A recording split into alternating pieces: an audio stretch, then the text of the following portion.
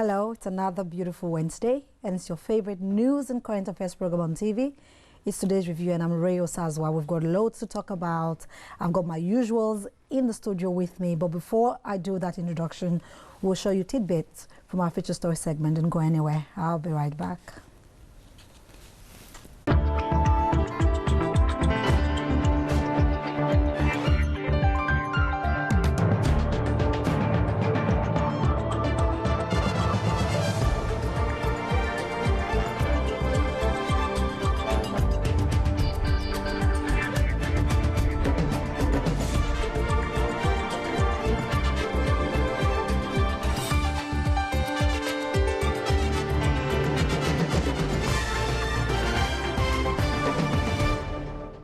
Welcome back. I've got Stella in the studio with me. Hello, Stella. Hello, Ray. Good to have you today. We've got lots to talk about. But before we do that, quickly, we'll look at our front page headlines with none other but Fiona. Hello, Fiona. Hello, Ray. Thank you very much. On today's front page headlines, we've got the Guardian newspaper, the Times newspaper, and the Daily Telegraph. Now, starting with the Guardian newspaper, the EU government has signed a deal to give homes to 120,000 refugees. Meanwhile, Britain has refused to take part in this scheme. David Cameron had earlier on agreed that Britain will resettle 20,000 refugees in 5 years. Meanwhile, the first few arrived yesterday, but the UK government did not give further details. Now, on the Times newspaper, we've got the Volkswagen scandal. Drivers face mass recall as share prices crash. Now, that's right there on the Times newspaper. Now, on the Daily Telegraph, we've got Volkswagen scandal, and the article reads, petrol cars could also be rigged. Now, health experts have warned that vehicle emissions are costing 12,000 deaths a year in Britain. And on the business news on the Daily Telegraph, we've got Volkswagen shares are declining. Now, the shares have declined at nearly 20% for 2 consecutive days. And that's all we've got on front page headlines today. Back to you, Ray. Thank you, Fiona. All of those front page headlines would actually form the basis of our conversation today, Stella. Quickly, we would start with the refugee crisis. That's everywhere, actually. It says first of 20,000 Syrian asylum seekers have, as promised by the UK, have actually now arrived. That's the title of this one. The report actually says that the first Syrian refugees coming to Britain as part of the government's new resettlement program have arrived Britain. The report goes on to say that the Home Office confirmed that the refugees had arrived in the UK, but did not give details about, how many have been admitted or where they've been relocated to. Now, that has actually caused a lot of talks. People are wondering, this is something everyone in the UK have been pushing the government to do. We've seen other European countries such as Germany, Croatia, and the likes of them give a helping hand to these people. We've been waiting for the government of the UK to do something. Finally, yesterday, the Prime Minister, David Cameron, says our first batch of refugees have arrived, yet nobody seemed to know the numbers of refugees that have been allowed into the country. Nobody knows the port by which they came. Did they come via ship? Did aircrafts bring them in? Where were they brought from? Those details are very little or no information about the refugees that came into the country yesterday have been let out there. What's your take on this? Okay, first of all, you have to look at Hungary. You saw how the refugees there were treated, and obviously the UK are trying to protect the refugees. After all, they have a right to privacy. They have a right to privacy of life. So I think it's brilliant that the UK government are keeping them privately, that no one knows about them or where they are, especially for the journalists, so that they don't don't get involved in where they are harassing them or trying to find out who they are, what their professions are.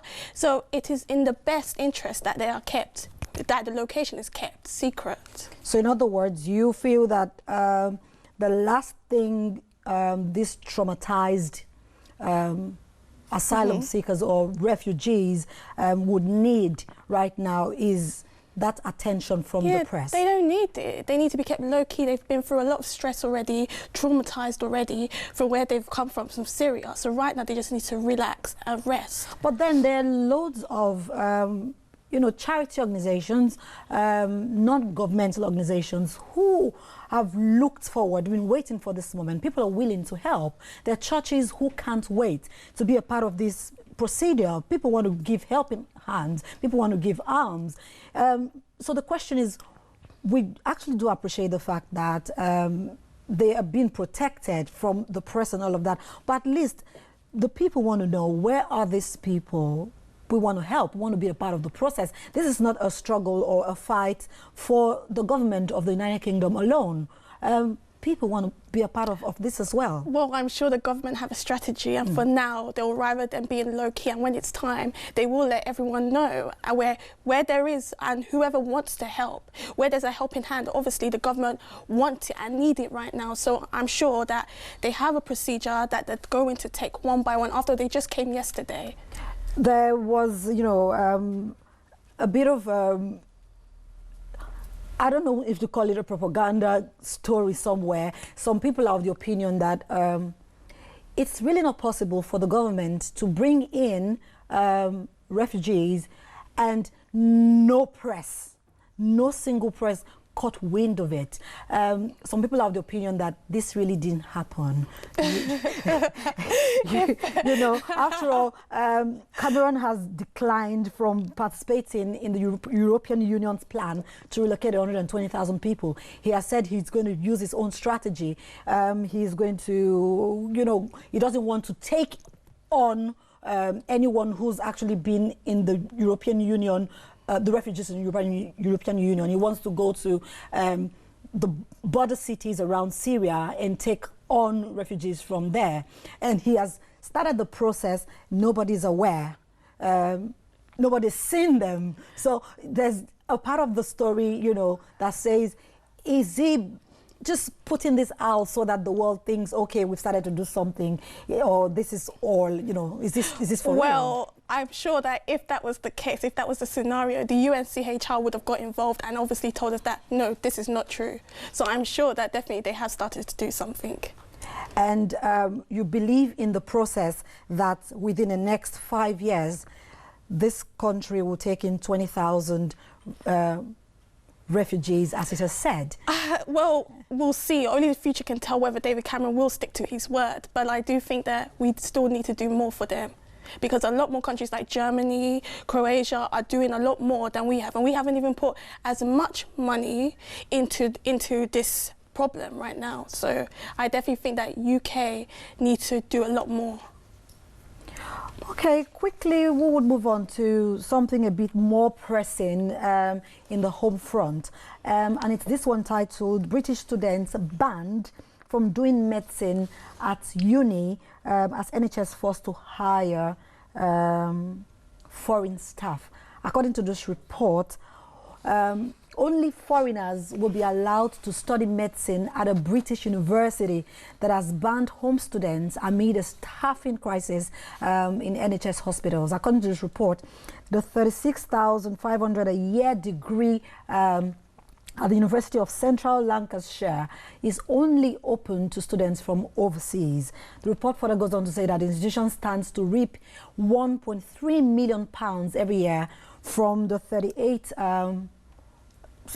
applicants or students that they've already enrolled into the session. Now, they will not be given, the report says that these 38 students from overseas will not be given any kind of financial support that is available to UK students during the 5-year course. So could this be a reason why the school has actually shut its doors to home students, because overseas students will be fetching quite a huge amount of money to the institution? Okay, first of all, one thing I want to say is that although the UK government have limited the space in medicine, I don't think it's right for Lancashire University to close the doors completely on these students. There are some students in UK who should have this opportunity regardless. They look at if it's a problem with limited space, you look at, you look at the grades, the criteria, what this person has done, possibly experience to get them involved.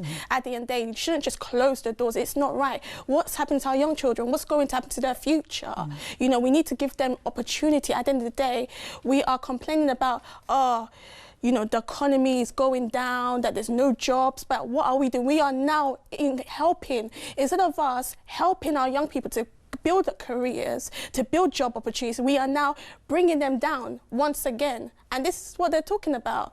We are saying that we want to help them get into jobs, but how are you helping them when you are allowing young people who have dreams, who have big dreams, careers, to go into medicine, to say, okay, doors are shut because there's limited space. So they can't follow their career anymore. Actually, recently, there's a report that stated as many as 71% of family doctors are foreigners. That doesn't sound good at all. If we're complaining about the fact that all the medical practitioners, nurses, the report says that in Dagenham, Barking and Dagenham, there's 71% of the medical practitioners are not British people, they're foreigners. In Medway, you have 63% of medical practitioners being foreigners. This doesn't sound good in the light of, what we're talking about, that, for the next 5 years, British students who want to study in University of, Lancashire, have been, for the next 5 years, no British student can study medicine in that institution. Okay, well, first, Richard from the British Medical Association said that the reason for this, why you get more foreign doctors doing general practice, is because most UK doctors who study medicine here choose rather to go into doing medicine rather than going into general practice. And it's up to us to try and push them in that field and find it as exciting as possible to them. Now, in regards to them shutting the door, there's a Preston-based university, and over there they also have closed the doors, and tuition for overseas is up to 1,822,500 if I'm correct. So you could imagine there is a lot of problems. Not all universities have shut their door to them. Although there may be a limited space, not all universities have. And I do think that they need to sort out this problem right now, because if they don't, other universities would follow procedure. Yeah, they'll follow it and say, okay, since nothing was done about this, then yes, we can also do it as well, and it shouldn't be the case. One of the reasons the spokesperson for the university has given is because, according to them, said government has given them, first of all, limited space for medical students in the first place. So the quota given to them, the allowance given for, home students is already so minimal.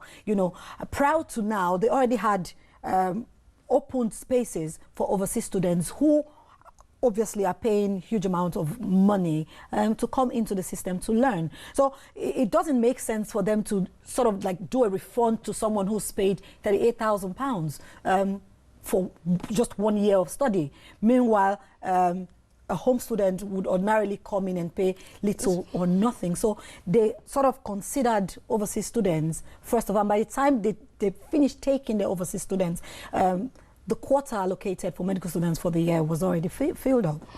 What I actually believe is actually happening is that they're looking at the economy, or is this bringing in money into the economy instead of the present economy right now, instead of looking towards the future and the long term. So this is how I personally feel about this right now. That's what they're doing.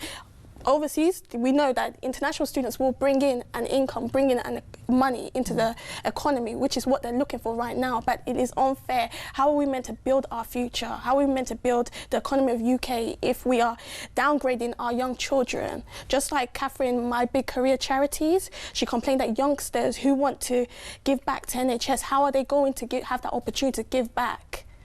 It's not possible. And also, I just want to bring to our attention the fact that even some of these overseas students that come here to study, they are not allowed to have any kind of experience right after they study. They're supposed to go back to their home country. So at the end of the day, it's like a lose-lose situation for us. People come from abroad, study here, and they don't even have the opportunity to give back to the society because their visas or whatever immigration status they have when they come here to study, once the study period is over, they are forced to leave. You know, so they take all that experience and take it back to their home countries. Yeah, it's just something that they need to reevaluate and relook into again.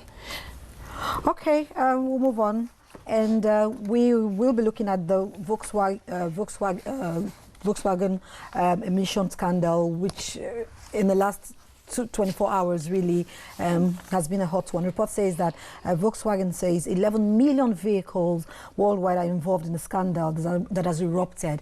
When the news actually broke out yesterday, I thought 11 million, that's a huge figure. Yeah, I personally thought, how on earth did they miss this? 11 million. They have a system that is meant to track down the emission, the software for the emission, and they missed it. And why is it now that it was finally cracked down after, from 2005 they said? 2007? Yeah, that this thing has been happening. And now, it's only now we are finding out about it.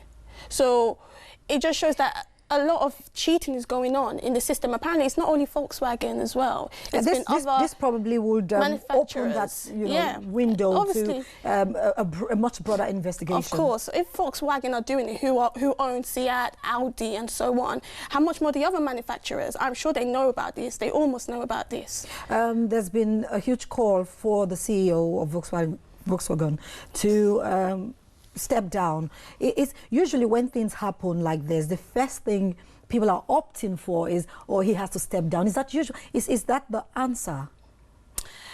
At first, I wouldn't say that, because that's the answer. It looks like an internal issue, really. So we're not dealing with just the person at the top at the end of affairs. There are quite a number of people that were involved in this. Yeah, so I feel it's something they need to readjust and sort out within the company again. But again, one problem that there is a big problem with this, because of the fact that they didn't look at the health part of it, the health aspect of human people, about the pollution and the way the pollution will affect people's because health. 11 million cars are that's a staggering figure. Yeah, it's a staggering. That's ridiculous, to be honest, and it's overwhelming. So something should be done about it, but I don't feel that the chairman should be stepped down. But they need to sort out, because they obviously knew. They knew. People inside the organisation knew about this, and the ones probably proposing that he steps down is just for him to come out of it. So how do you deal with this? Are you going to be proposing that there should be like a recall of 11 million vehicles? It's not possible, but they will try. They apparently have so far looked into over 400,000 vehicles. So, you know, it's not possible to find all these vehicles. CEO has apologized immensely. This has to do with breach of trust for the organization. People trust their products. 11 million people in the last 5 years have bought, Volkswagen vehicles. That's a huge breach. He's apologized immensely and said he would cooperate with the investigation. We would watch that clip, and when we come back, we'll say a final word about the Volkswagen emission scandal.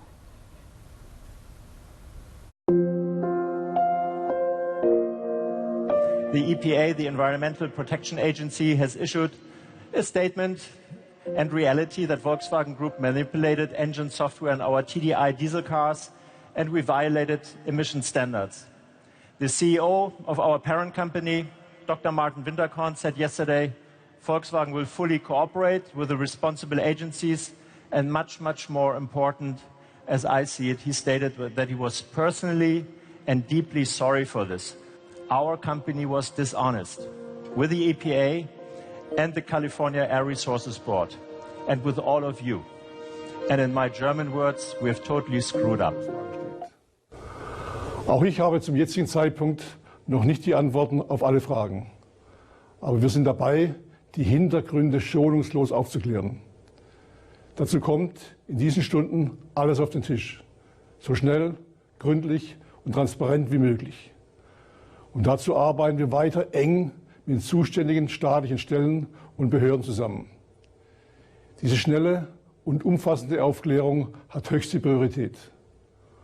Und, um es klar zu sagen, manipulieren und Volkswagen, das darf nie wieder vorkommen.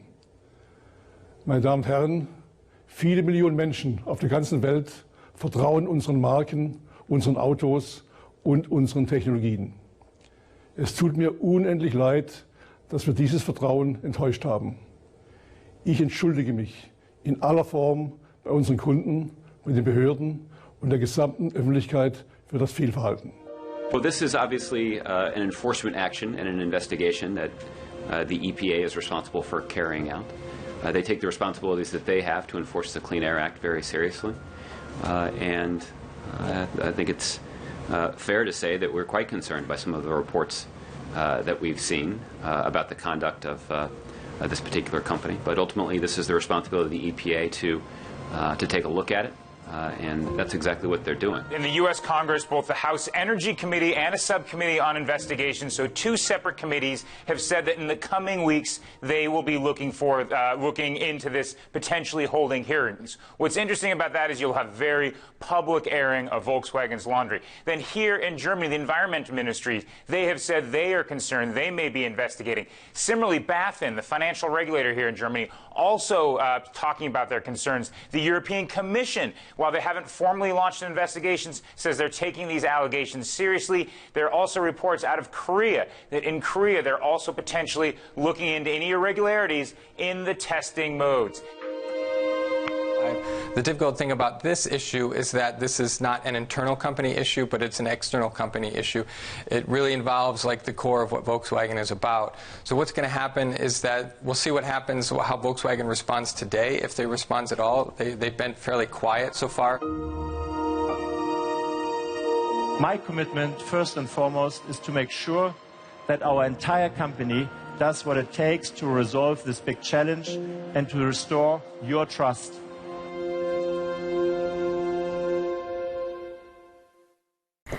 Okay, one final word on Volkswagen before we go. Okay, well, I just pray that they sort out the situation, and we've seen in the video that the CEO has apologized, so hopefully, you know, his apology is accepted, or if not, possibly he just has to step down. Okay, quickly, we will move to our next story. It's a beautiful one. It says, meet Britain's most stylish baby who is taking the fashion world by storm.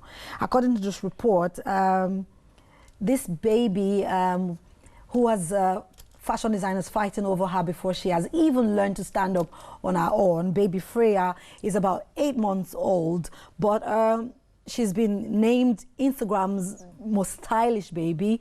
She's got over 6,000 followers. She has over 5,000 pictures, you know, up there, you know, in Instagram and other social media network.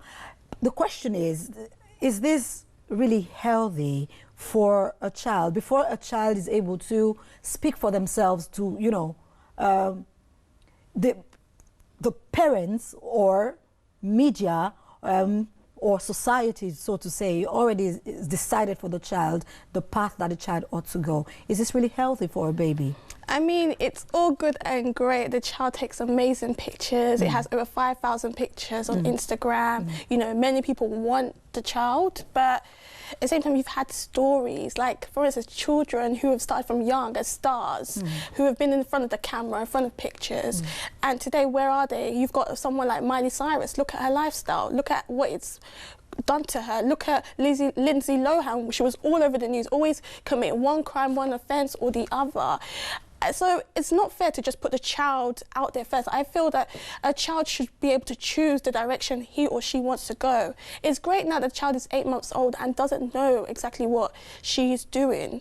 But this child's fame is spread really far. This is a British child, but families, parents from as far as Australia and the USA are already requesting for, you know, the clothes that this child wears because of the pictures that they've seen of the child online.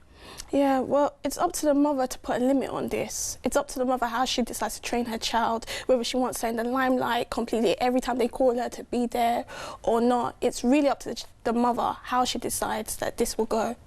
Okay, quickly, we will see the clip, and when we come back, we'll talk a bit more about this. To me, it's a beautiful story because it's not just a story about the child, but it's also a story about how the mother has created, you know, economical stability for our family. So it's a beautiful story as well. We would watch that clip. Where's my cheeky smile? Yeah, that's it. At just 5 months old, Freya Fosacheco is too young to even stand up. But mum Kirsty has been sharing photographs of her baby daughter online since she was 10 weeks old. Now, Freya and her stylish outfits have become an Instagram hit. I basically started making little top knots and just kind of dressing her in kind of little funky outfits, etc. Now we usually do kind of a daily upload of what she's wearing. But Kirsty is aware that posting photographs of such a young baby online can be controversial. I don't think it's cruel to make her pose, and she doesn't, you know, I don't kind of put her in the positions. They're really organic, and that's the positions that kind of she gets herself into. We only take photos for probably 10 minutes tops, and then it's kind of back to being a baby. Say. Freya now has over 5,000 followers on her Instagram account and has baby clothes designers clamouring for her to model their newest creations. But they might have to wait, because after the initial success, Kirsty was inspired to start creating baby clothes of her own, which Freya now models. Do you like that one? I just wanted something to go with the top knots, really. So kind of created a little jumpsuit pattern, obviously developed it slightly. It wasn't perfect first time. I've just gone from there. Her style changes daily. Sometimes we'll go really girly. As you can see today, she's gone very kind of grease lightning. Other days we'll go kind of really floral. Depends on the weather.